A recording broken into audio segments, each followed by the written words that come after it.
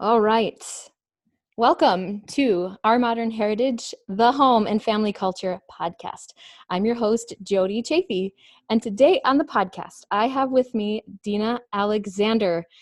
I've interviewed her twice already on the podcast, and she always just is full of amazing content.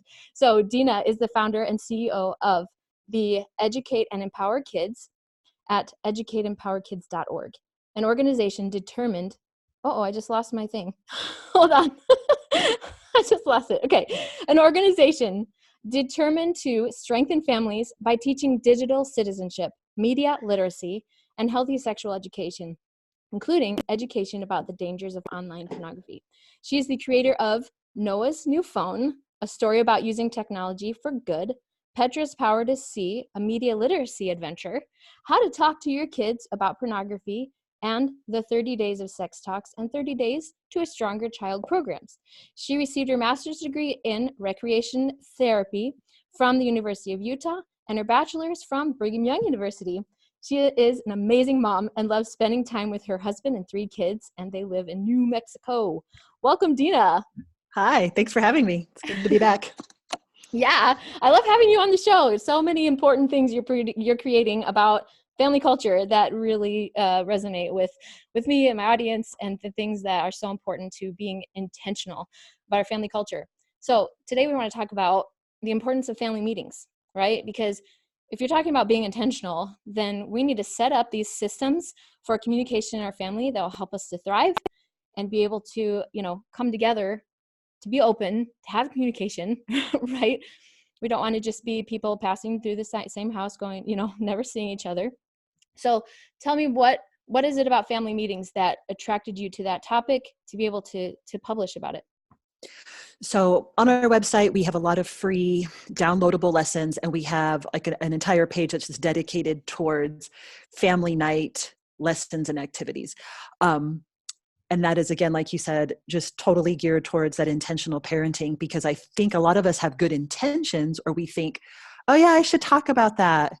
Or yeah, I really need to talk to my kids about social media or how to use a smartphone well, or so-and-so is having a problem with honesty. We need to have a meeting on that. And then we kind of go by the wayside, or we're not sure what to do to put that together. And I know I've been there. My kids are now teenagers. I have one out of the house. And so this has been a topic that has evolved over the years for me, because, especially when you're a new mom, you're not doing it perfectly. Those family meetings, those family councils are 2 minutes. It maybe is just about expressing some love for the child, and all right, that was it. Kind of like if you're trying to teach a Sunday school class or a preschool class to 3-year-olds, it's just maybe 1 or 2 lines of message, right? 2 lines of content. But as they get older, you can really dig into some meaty topics. I miss my kids being young for certain reasons: that cuteness, the spontaneity, the mom, I love you. They don't do that as much. But I also love at dinner, we're able to have, and during our family meetings, we're able to have some pretty deep conversations. Mm-hmm. Our kids are facing a lot of things. They are being educated on a lot of things that you and I never were, culturally and even historically. Things are written differently. And so it's such a good opportunity to not just to counsel and tell your kids what to do, but to learn from them as well. And so that has been always been one of the great things that since starting my organization, I started the organization and we just were talking about healthy sexuality and the dangers of pornography. And we wrote these books for them and, for parents, and we started using them, and our whole board and people on our staff were using them. And when we would come back and talk about it, this is in the development stages, we couldn't believe the great conversations we were having. We would make these plans for a 5 or 10-minute lesson, which to me is always, we always want to keep these meetings nice and, as short and succinct as possible. Consumable, easy. Exactly. But our kids would come back to us with these amazing discussions, that these sex talks or these discussions on the dangers of pornography or other online issues became 30 and 45-minute discussions. Wow. And so then that kind of opened the door for a lot of these other lessons that I really think are needed for the digital age. Yeah. So it's like they're easy, consumable chunks. And then that's like little less scary, right? As parents to go, oh, I don't know if I can have this big, deep conversation. But then it opens up the door, and then it's like a segue into having a deeper conversation. So that's absolutely. I love that. I love that. And it's like you said that it's, unless you create a time and a space for those things, you might go, oh, we need to talk about that. And it never happens. Or you go, oh, I need to talk about that, but I'm too scared to talk about it with my kids. Why do I bring up these things? Or, this fear of being threatened, or, it's scary to open up these Yeah. conversations. Yeah, and that's So, why that is one good, I would say one good benefit of smartphones. There's so many things that I uh-huh. don't like about them, but I do put reminders in my phone Yeah. about talking about certain topics with my kids, because, or in that way, it just kind of will sit in there. Maybe it'll come back every few days. Then I remember to talk to my husband about it, and so we can form a plan. And again, there is a little bit of planning that needs to go on. It's always to our kids' benefits. So. Yeah. Yeah. So you guys start out like, when you want to have a conversation or discussion, do you and your husband come together first to have like a council meeting together, and then discuss what you want to talk about with your kids? Or how do you what kinds of meetings do you organize with your family, or So intend to do? so again, so not we don't have to do that as much anymore. Again, we've been married for 22 years now. But those first few years, yeah, we would want to check with each other, right? And make sure we were on the same page, because even, before you get married, you think you're on the same page on a lot of stuff, right? Oh, yeah. And then you're not, right? So there's things that you kind of need to go, like, again, especially with child rearing, there's so many things that you think are common sense, or things that you think of how it should be done, and your partner has a totally different idea, Yep. right? So that's when our kids were little, we would usually kind of talk about something first, or, hey, what do you think that? But now I think that as we've been married for so long, I would say it's just once in a while that I will say to my husband, I really think we need to talk to our kids about this, Yeah. but otherwise we're at the dinner table and I will just bring it up. But Oh, again, okay. this is practiced because we have for so many years have had, dedicated time toward talking, right? So something that I talk about a lot is to determine when is the best time for you and your family. When my kids were little, honestly, the time to get the best discussions out of them was one-on-one, laying in bed with them, right? That's when Mm. my kids would just open up and just chat, chat, chat, chat, chat, right? And then now as they're older, obviously they don't want me to come and lay in bed with them anymore. But well, maybe your kids do, and there's nothing wrong with that. But for my kids, they're just like, yeah, good night, mom, Yeah. that's it. But dinner has now become our main discussion. That's our main discussion. It's also where we, in my church, we do a program called Come Follow Me. That is where we do that program. That is where we talk about, okay, what are the things that we need to do for the week, etc. And again, there's a lot of different types of family council meetings. There's Mm-hmm. the council, family meeting of just you and your partner. Yeah. There's a family meeting of maybe with one child, because maybe it's a personal topic, or maybe this child is really messing up, or maybe this child is bullying a sibling, or perhaps this child has a really great potential and you want to maybe talk to them about, hey, I think you have a gift here, maybe music. Let's talk about getting you in piano lessons, or da da da da. That doesn't always have to be a whole family meeting. So those two type of meetings. And then there's meetings with the whole family, Mm-hmm. where we can, sometimes they're just as simple as, say, planning the week's activities, you know, Yeah. and that it's simple, but that to me is an important springboard. I'm going to do nothing else. Get on the same page with what your kids are doing. What are the stressful things they have going on this week? Do they have tests? Do they have a soccer game? Do you have something going on that you need to let them know? Hey, I've got a big meeting this week. I have this activity I'm planning. I have a podcast I need to record on Friday. Let's talk. Or you want to find out from your partner what's going on at work, or what, that you can, those usually will lead to other discussions, again, Yeah. as you practice them. But anyway, I'll let you ask another, because Well, so do I'm you going off usually do? on. I love it. I love it. So do you usually do like mostly spontaneous things? You just remind yourself that those are topics you want to bring up, and then you spontaneously bring them up at dinner time and bedtime and things? So now we do that. But again, when they were younger, I didn't do that. Okay. I had to be very, specific. Like I would hear a topic maybe at church, or I would read an article, people will ask, how did I start my organization? Well, my organization started when I was reading a Facebook article about teen porn consumption, right? Mm-hmm, It was yeah. the middle of the day. It was like this, like right now I'm sitting at my kitchen table. It was the same kind of thing, sitting at my kitchen table, and I couldn't believe what I was reading. And I thought, oh my Right. gosh, I've got to talk to my kids. But I didn't just regurgitate what the article said. I did some research on it. Yeah. And then I got home, I talked to my husband for a few minutes, and then but he had already had some experience in talking with people because he had been a bishop in the Church of Jesus Christ of Latter-day Saints. So he was a little bit more ahead of the game at that point for me. But I sat down with my kids, and I had spent a few hours just that day researching. Okay, Cool. here's some things I want to Yeah. talk about. And that, you know, so that was kind of the inspiration there. And then I think all of us as parents have that little voice inside. We have that little bit of inspiration that comes. We'll see something at the park with, or in a play group, and we think, oh my gosh, you might have that child that never stands up for themselves. Okay, that's something we need to talk about, maybe do some role playing and discuss Cool. that. Maybe you have Yeah. that child that hates to read. Okay, I'm going to do some research. I'm going to talk with my girlfriends and figure out what's working for them. Is it comic books? Is it whatever? And we're going to have a discussion about that. We all have those little things during the day. But Yeah. we also have those big topics. Maybe there's something that you feel like is not being covered, say at church, or at school. School is not the place it was when you and I were kids, right? There are certain Right. values that are not like Not they're, encouraged. they're not encouraged, they're Not not they're not discussed. they're not important anymore, right? Yeah. Or I know that we sometimes when we were young, when we thought we were putting our kids into sports so that they would learn teamwork and learn certain values, and we found that wasn't the case. It was all about winning.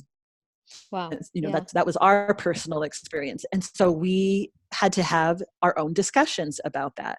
So those things, I think, even if you just do a few minutes of research, I'm a big believer in it, especially again, as your kids are little and you're still getting used to the idea of doing family meetings or family discussions. You want to do some planning, even if it is Mhm. just 5 to 10 minutes. I'm not talking about taking 2 weeks, 2 hours even.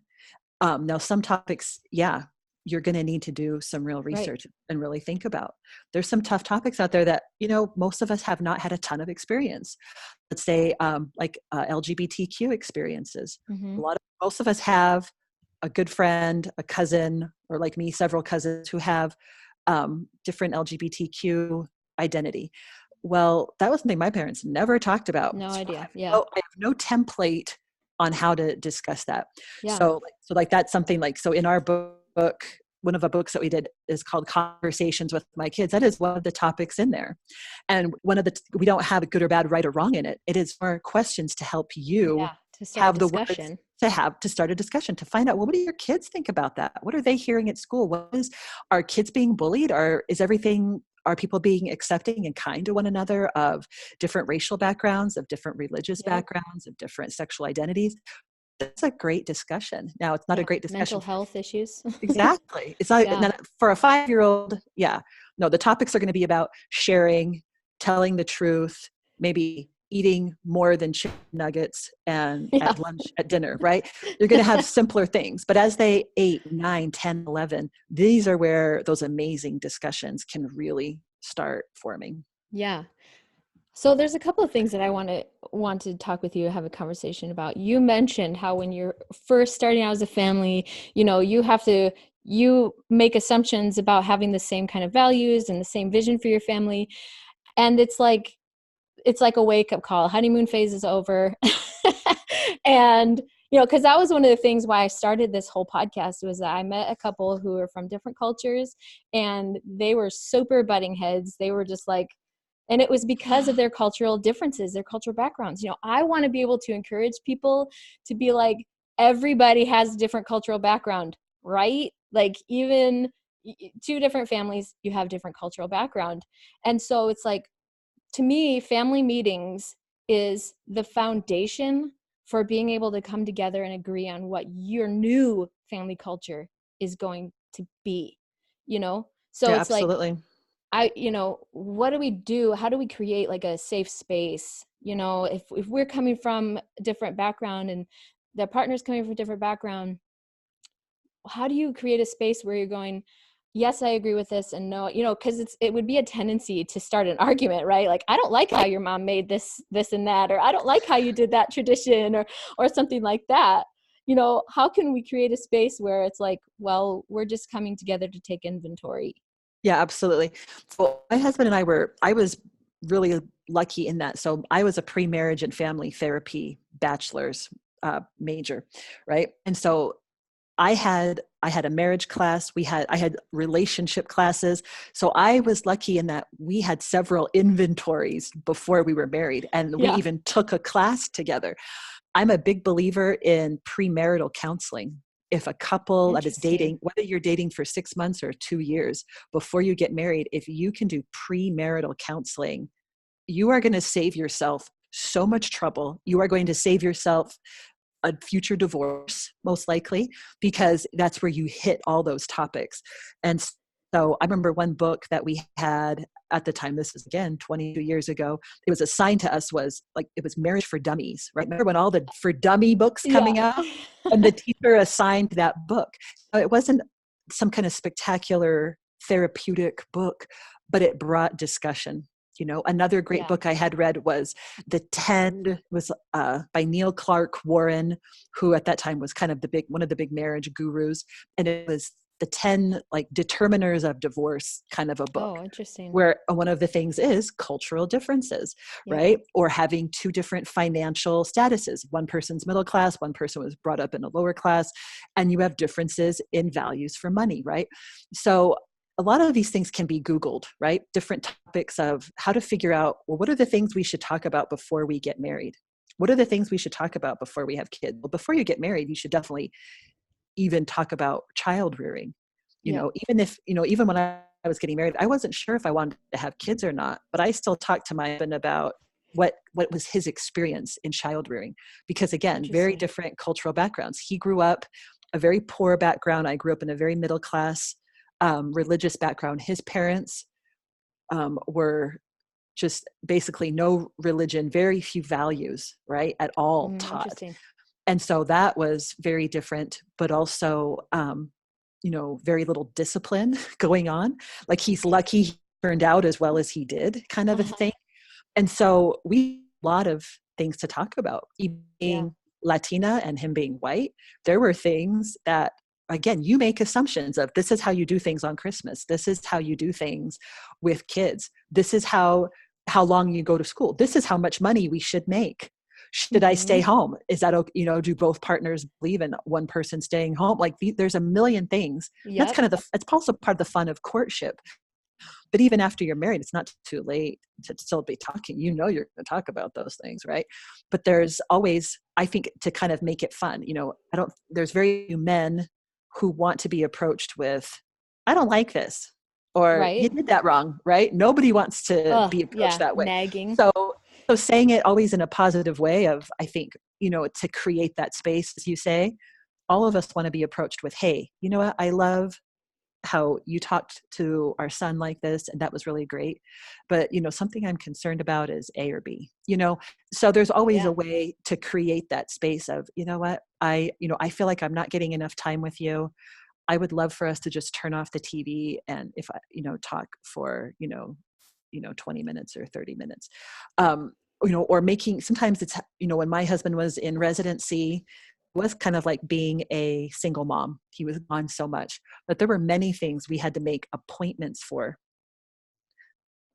I would say, when do you have time in the next 5 days to talk about this topic? Right? Something Yeah. that we would know would take a while, right? So that was the unfortunate time in our marriage, right? But we knew it was going to be over, right? We knew it was 5 years that we had to get through this. But Mm. those are, like you said, to set aside the time. That's something that I think we think, oh, there's certain things that should just come naturally. It's kind of like when you get that advice sometimes. Well, sometimes you have to plan for sex and, say, okay, we're going to have a date and have sex this day. And some people think, oh, it's not romantic, it's not this or that. But hey, if that's what's going to get it so that you can have that bonding time Yeah. with your partner, do it. Same thing with a family meeting. Same thing with, if it's a matter of making healthy meals for your family, you have to Yeah. plan it. You can't just go, oh, I'm just going to buy these random things and hope a good meal comes out of Maybe it, right? something will come of it. Yeah, Yeah. something will come out and we won't have mac and cheese again tonight, right?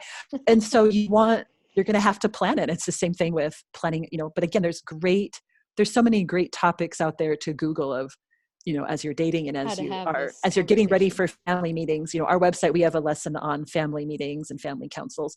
But even if you're looking for topics, Pinterest has great discussion Nice. topics. I love all their conversation starter, worksheets that you Yeah, can yeah. print out. We've done those where we've cut them out and we've put them on the table, and my kids have loved those. What would you do with $1 million? Nice. If you were stuck on a deserted island and you could pick two people, or things like that. Those are insights into who your kids are, and those are insights into who you are and your partner.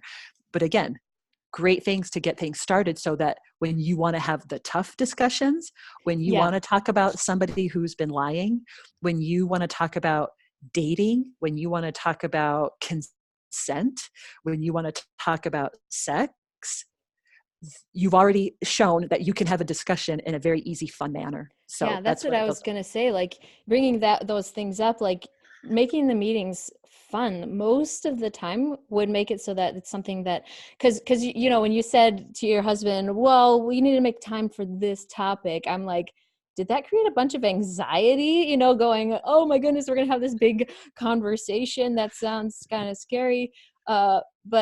But that's cool if it didn't. We And could, but I could if see, you're I could see for some setting, people, yeah, I could see for some yeah, people that it would, but yeah. honestly, I think, but again, at that time with his residency, he was so exhausted. He did not even have the energy I don't think, to have anxiety over Right. discussion. Do you know what I mean? He's like, sure, whatever you want to talk about, There dear. was such little sleep. Do you know what I mean? Yeah. And sometimes the discussion was, we need to talk about what we want to do for Christmas. We want Yeah. to talk about this Oh, yeah. vacation. It wasn't like, we need to talk about Yeah. your sexual performance. We weren't having that talk, right? It wasn't that topic. It was usually like, hey, we need to, hey, like, what are we going to save our money? What are we saving toward? Yeah. What Yeah. kind of a car should we Well, get? but This one is depending dying, on who you are, those can be pretty That's intimidating true. conversations, A but especially vacation, around money. yeah, But about it's money. around Of it, money. if it's around a vacation and that stresses you out, then you need some therapy. You Help. need some extra help. Extra help. Right. Message me. I'll recommend someone to you. No, I'm Yeah. just kidding. Yeah. I love that. But I yeah, love it. money So, discussions can be very stressful. I agree. So, right. Yeah. You just don't know. And that's something that's like, it comes back to your upbringing, your culture, oh, what absolutely. if money was a tense subject in your house growing up, then it's going to be a tense subject. And that's why, I love this idea, because taking inventory of what is your custom growing up, what works for you, what didn't work, you have to take that inventory, because going forward, you need to, I saw this meme or something once that was like, you are either perpetuating toxic culture or you are killing Fighting it. yourself to change it, like Yeah. fighting it, that's what it was fighting it, and it's like, I I definitely think everybody needs to, I mean, it's a hard topic because you have to like examine yourself, right? And it's like, who wants to do But that? It's kind of that's why scary, but it's, and that's what's tough about, say, second marriages. Now, yeah. in a first marriage, we do all of these traditions, all of these things to prepare you. You get advice. People are excited for you. You have a shower. You have, all of these steps that our culture has created to say, get you ready to live with somebody in a home or apartment or whatever, right? Yeah. But for second marriages, you don't, most of us don't have, you don't get a divorce shower. Yeah. And then Congratulations. yeah, congratulate, we don't do all those cultural things to say, basically help you deal with a divorce, but we also don't have Yeah. many cultural things to prepare you for that second marriage. Wow. Yeah. Both of my parents, my parents are divorced and remarried. And I look back, and especially after all of my family classes, where I think, oh my gosh, this is why it was so horrible and hard. There were no discussions of, this is what our family does. This is what your family, how can we mesh that together? There was no, Yeah. say, premarital discussions between me and my future step siblings. It was like, Yeah. oh, we're all just supposed to Wow. get, it was a mess, right? And I hope that people in second, going towards a second marriage, that they will take the time to really again, to do some of those steps that we take for granted for a first Yeah. marriage, those things that we do to plan and prepare and to create Yeah, discussion because you're among bringing in a two lot of families. times bringing in the kids are now involved in that process of that adjustment and Well, and transition. even if it's just two people, Yeah. and even if it's just two people, you're bringing in your baggage and all the sad and Yeah. tough things you learned, Yeah. in your Yeah. first Yeah. marriage. So Oh man, that's an incredible point. I love that. So that's I love everything we're talking about, and I especially love this idea of creating that safe space. You talked about making the discussions fun, making them just relaxed and natural, and these kinds of things. And I also like to talk a lot about how important it is to have trust in our family relationships. As I actually describe it as the fuel of our family culture, mm, because without trust you're stuck on the side of the road and nowhere to go in your vehicle. And so like trust is just crucial to your family culture going forward. And because if you don't have trust, then usually you resort to either shame or manipulation. And I just, those things are just toxic, and you're, like I said, you're going to be broken down on the side of the road and eventually just fall apart. And so how do absolutely. family meetings play into that role of cultivating trust in your family? That's a great question, because again, it's that time together, right? That's part of building that trust, is not just, oh, you trust me, right? I'm your mom, right? It's that Right. time together. If I was gone, all day long and my kids never saw me, the trust just wouldn't be there. Part of that Yeah. is, you know, not that I just provide one thing, right? Especially, and this is for all parents. We know that we have to be very multidimensional, right? We can't just provide good meals and do laundry, right? Yeah. We have to provide all these other parts of it: the snuggling, the talking, the encouragement, but also the discipline, reading together, all of these things that we have to do. Those things are all contributing to that relationship. Just like if when you're dating somebody, you give a little, they give a little, right? Yeah. Now, obviously, Mm-hmm. with a parent and child, they're not giving us, intellectual stimulation back or something, but they're giving us those snuggles, those feel goods, those, that interaction that, is natural and that makes us parents, right? Yeah. Now, not Yeah. always. Okay, there's different kids that we have different special needs or different problems that they can't always have, this Yeah. perfect, oh, yes, and we have our kids that throw tantrums, and even as Oh yeah. teenagers, right? No, right, that there's always going to be stuff, but we have that trust building, is that time together. And then also the discussions, I think, are so huge. It's kind of, I remember a discussion with my mother. I don't know what it brought it up, but I remember asking her, I was probably 13 or 14, and I asked my mom, what would you do if I got pregnant? And in my mind, I thought she would be so mad. She would probably yell and scream at me, da da da da da da da. And she just very calmly looked at me. I could tell she was thinking, and she said, well, we would figure out a way to either, put it up for adoption, or, kind of, but she was so calm and rational that I remember thinking, like, that instantly brought another level of trust Yeah. my relationship with my mom, which was not that close, right? Like, I love my mom, always have, but as a kid, I related better to my dad, right? We just Okay. understood each other better. So those kinds of things. So that's part of that discussion of, yeah, it's not just about being the fun parent, right? Because I have fun friends who I know I can't go to in an emergency or a Yeah. problem. I know I can go to lunch with them anytime and they'll go shopping with me. But if I found out I had cancer, they're not the ones I would be calling, Wow. right? So it's not just about being the friend to our kids, it's about being a parent. That includes even discipline. It sounds strange, but even discipline creates trust. And that's, and again, but even that is incorporated into the family meeting, because in a family meeting, we're not just talking about, our favorite color and, our favorite food, which again are good, fun discussions and that you should have. And you want to add that extra layer, right? In a family meeting, it's kind of like a mini relationship. When you start out a Yep. family meeting, you're going to start it out very light. Maybe you're going to talk about something positive about everyone you're kind of setting the stage.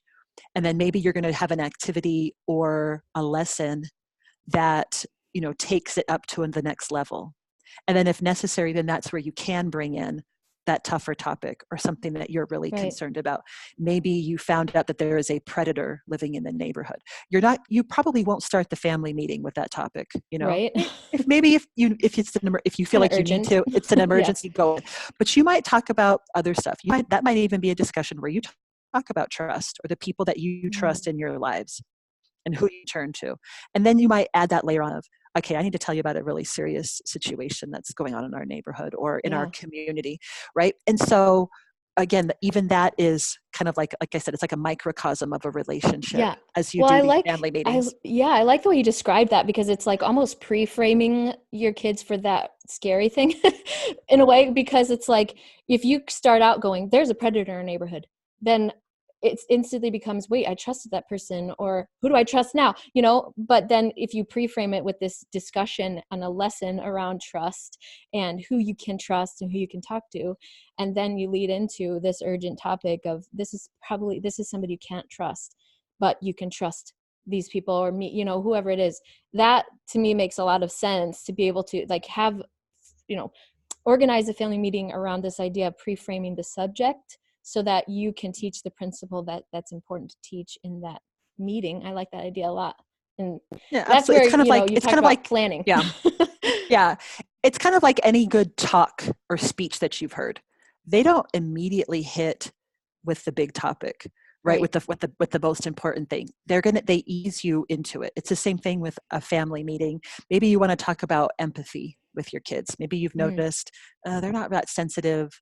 That's why you might start out with a story or something that happened that Yep. day, or something that you're interested or concerned about, and that kind of getting their attention, and then asking them maybe what they know about it. That might be a topic, like you said, if you're going to talk about um, financial concerns, you know what I mean, like Yeah. there's always levels. And then you might find that's also what's also nice about starting that way is that you might realize your kids aren't ready for that big topic yet. Yeah. Yep. Especially like, say, if you're going to talk about the dangers of pornography or about sex, you're not going to maybe go right into the stuff that you're most scared about. You might talk about, well, media or what they've seen on TV. You might Yeah. start there and then kick it up to the next level. And so all of that is helpful for kids to remember what you're talking about and to internalize it as well. Yeah, stories are so powerful for that, and it like builds rapport with you as their parent. Again, this that trust concept of things going, I know what I'm talking about. If I can tell a story about something that happened to me where I was embarrassed or something, and then then they're going, wait, how did you get over that or something? When you can tell stories from your life or stories from in general, it just brings it home and makes it personal and it makes sense. So I love that so much. Awesome. Wow. This has been a great discussion, Dina. And I love it. Like, I think we could just keep going and going. There's so much we could go into. It seems like family meetings are one of those things that, it's like sounds like formal or cold or dry or something, or it's like, oh, we have meetings at work, but families are, when I talk about family culture, I people that go, what's that? But when I talk about like corporate culture or company culture, people are like, oh, I get that. And that you have to get it together to discuss topics and policies with your work, and your managers and all that kind of stuff. Well, it's the same thing with our families. We got to be able to talk about these things, and it doesn't have to be cold or formal or anything like that. It can be whatever dynamic you want to create with your family that Yeah, is going to cultivate that. I think, like you said, it's just important to make sure that that you set aside the time for it. Yeah. Like put a reminder in your phone. Okay, every Monday at 7 or at 6, we're going to have a 5 or 10 minute discussion. Maybe that 5 minute discussion is going to be about, maybe it's just going to be drawing some pictures. Maybe it's going to Mm-hmm. be drawing a picture and sending it to grandma. It can be that simple, but again, you're setting that tone, setting that habit, so that again, when you want to talk about those scary topics or just something that you're really interested in, or a topic you're excited about that you want your kids to know about, then you've already set the stage. They know that that's what's coming, and you also mentally start preparing. As I know that I have stuff on Monday, Monday night meetings with my family, I'm thinking about it on Sunday. Okay, what is Mm-hmm. something that we haven't covered? As I'm, and you have different goals in mind, like, right? If you're getting a child ready to go to school, you're getting a child ready for middle school. Well, my kids, I'm getting them ready to leave the house. So I have a whole Wow. different Yep. set of topics in my mind. And did I cover that? Do they know how to cook more than 3 things? Do they know how to sew a button? Whatever, these different Yep. topics that I think it's just about take the pressure off. I think making, if you have a month, if you have 4 lessons in a month, or excuse me, 4 things, those should be fun. One of them should be serious, Mm. and just making it, work for your family. There's a great book by Russell Ballard called Counseling in Your Counsels that Yeah. has a lot of great tips for family meetings too. So. Awesome.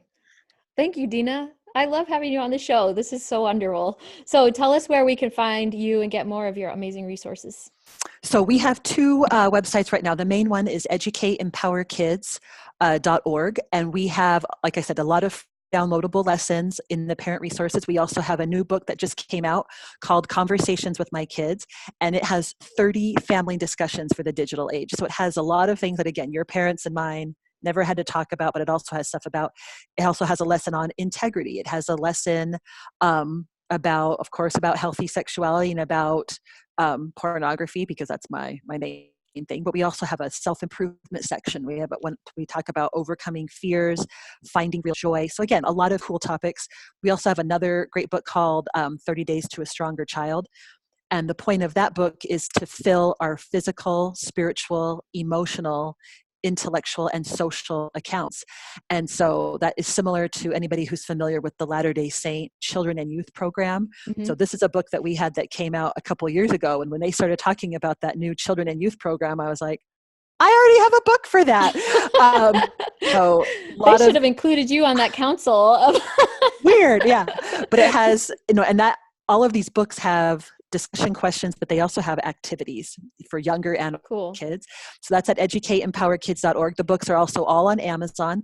And then we have a new website called Empower Latter-day Saint Kids. And my newest book there is called This is the Spirit of Revelation. And it's about, for Christian kids, about learning how to hear and understand personal revelation. So. Wow. Awesome. Awesome. Cool. Thank you so much, Dina. I loved having you on the Thanks for show. having me. Thank you.